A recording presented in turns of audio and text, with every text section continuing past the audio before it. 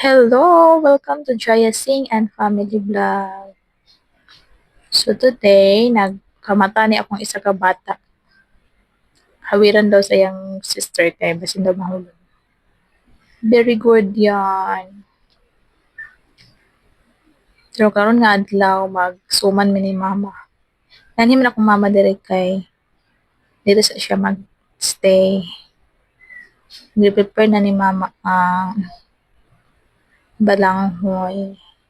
Actually, gibuhat na ni mama gikan dito sa bukid. Kaya para dali ra siya i-mix.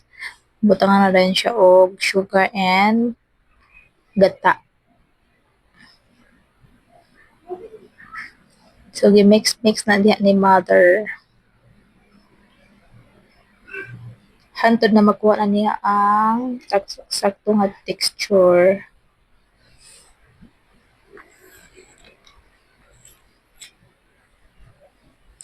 Dali ra kayo siya pag imo siyang ibuladaan ang bulang.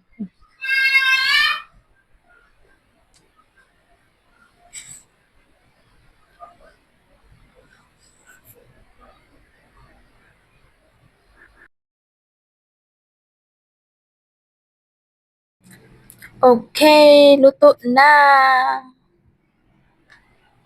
Mga una ta. Thank you for watching. Please like, share, and subscribe. Mwah.